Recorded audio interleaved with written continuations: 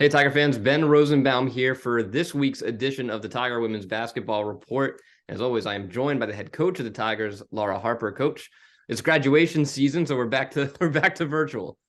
We are. It's a crazy time, but really excited for the holidays and just allowing our student athletes to get just a well-needed break. Absolutely. But before we get to UMass Lowell, let's take a step back, talk about the Memphis game. First of all, before the game itself, a great atmosphere, STEM day, the first time Towson had done a STEM day since COVID. It was a great atmosphere, and I thought the students really got a great game and a lot of learning opportunities as well throughout the game.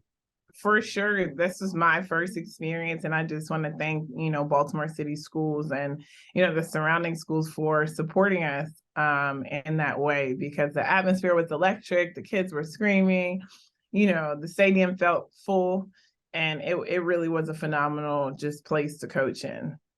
All right, so the game itself, it was a heartbreaker, 73-71, a tip-in at the buzzer for Memphis. That first half, though, it looked like it was going to be a different story. Towson up 45-29 at the half, was dominant on the boards, inside the paint. Memphis shot 5 of 17 in the first.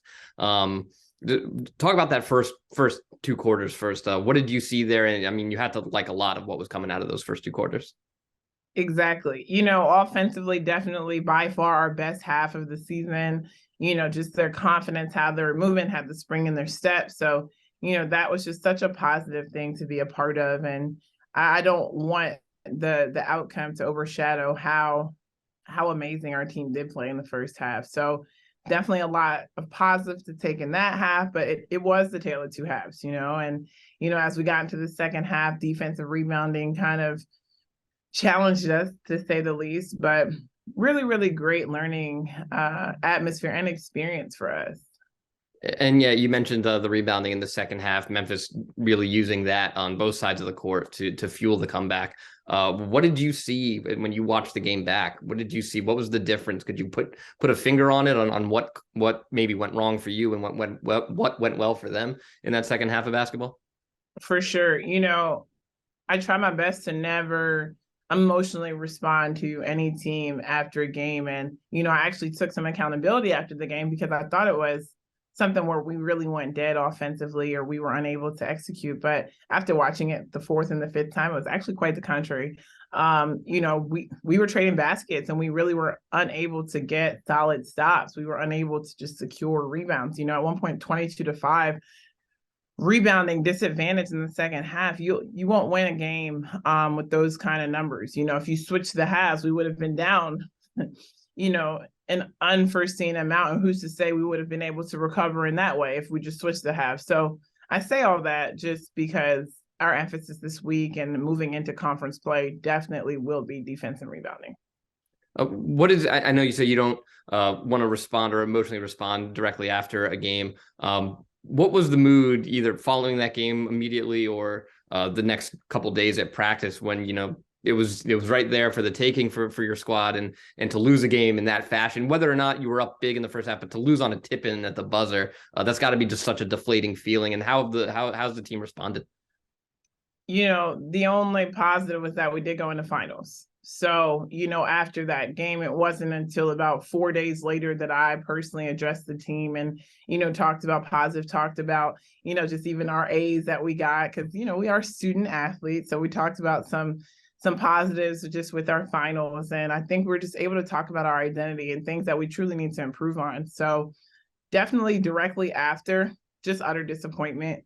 Our team really wants to win. They're competitive. They're used to winning. And that was just a really heartbreaking way to lose. I also know that, just last year, how they lost that game versus Delaware, I think they're not numb to how important every possession is. And I think it was one of those reminders that every possession matters.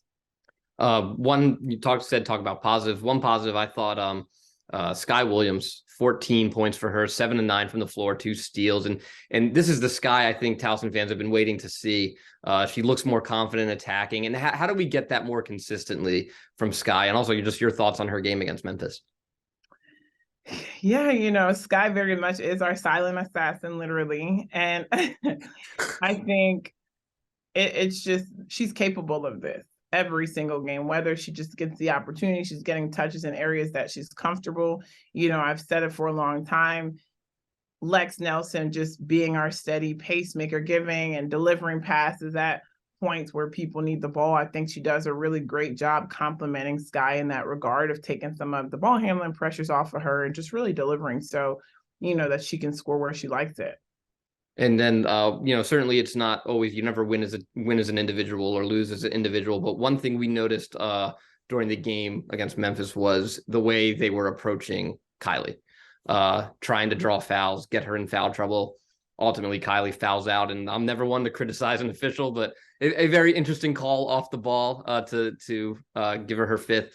How does Kylie now have to adjust? Because teams know about her now. We've talked about that before, that teams are getting used to what Kylie can do. And this might be a tactic, is to get her in foul trouble. Do you have any conversation with her on how she might have to adjust her game, but you certainly don't want her to lose any of her aggressiveness or her productivity? So has there been a conversation with Kylie that this might become a thing now? The conversation is you can't foul out. And I think our team knows that. We as the staff know that. And I think it's just us also being strategic defensively with our plan of how much pressure are we putting her on to, she's got to score all our points and defend everyone's best player. I think I have to do a better job of not taking some of that pressure and that load off, but the most important thing is her remaining on the floor. And us as a staff really just has to put that priority. And once we do that, I know we'll be in a really good place. All right, so Memphis game in the books, learning experience, and we move on to UMass Lowell this Friday. UMass Lowell, the Riverhawks, limping into this game 1-8, just picked up their first win 2 games ago against Central Connecticut. But it's kind of a deceiving record. They've had a tough schedule. They played Indiana, tough loss against Indiana. You look at UMass Lowell, what jumps out at you? If I'm just being honest, it's just the game after Memphis for me. And I know that, Coach Ash has just really done a great job scouting them, but I've been so locked in on our deficiencies, and this is a us game. I think whether it was UMass Lowell or any other team losing the way that we did, and just there's some consistencies in every single loss that we've had. And I just think we need to really iron those out. And regardless of who we were playing on Friday, whether it was, like I said, UMass Lowell or Maryland, we have to figure this out. And I think sometimes as coaches, we get so caught up in their scout. And I made a very conscious effort this week of, no, this is about us. It's not about them. We'll know who they are, but you will see a difference on the rebounds and the defensive end for us. So let's talk about that. You make the emphasis on the self-scout, so to speak. What are some of the things, obviously the rebounding, but anything mentally, do you worry about a confidence issue from anybody or anything like that? And as you try to readjust yourselves? It's interesting because we've actually I'm big on doing individual meetings. So I typically do one in the summer, preseason, end of the non-conference. So I have 6 meetings today. We're kind of finalizing non-conference, and it's just really a reset, a real check of, let's just remember who you are. Let's remember who we've played thus far. And I think from a confidence standpoint, yes, everyone has doubts at some point, but overall, I think our team's in a pretty good place. I think we just need to see the ball go in, and we also need to see us stopping other teams from putting the ball in the basket. Let's talk a little about Lex Nelson. I feel like I've done a bad job talking about her. She does do a lot, starting point guard. Some of her passes have been highlight reel worthy. She is very timely. She's a solid point guard, steady as they come. What does she do for that offense and for the defense when she's on the floor? It's like, to use a football term, you have a good quarterback out there. You have someone who can run the show.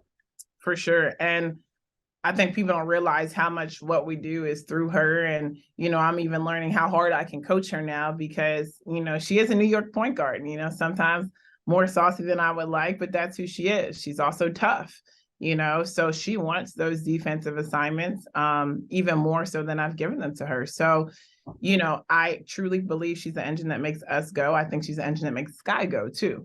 And, as we continue every single time it's time to finish and close the game, I talk to Lex and I just ask her, hey, you know what I want, you know how to close the game. And now you just really need to help us execute and get great shots so that we can finish this game. All right, the Tigers will face off against UMass Lowell inside CQ Arena this Friday. If you can't make it out to CQ, we'll have the game for you on Flow Sports and TowsonTigers.com. Coach, thanks for joining us, and good luck against UMass Lowell, and we'll talk to you soon. Thank you so much.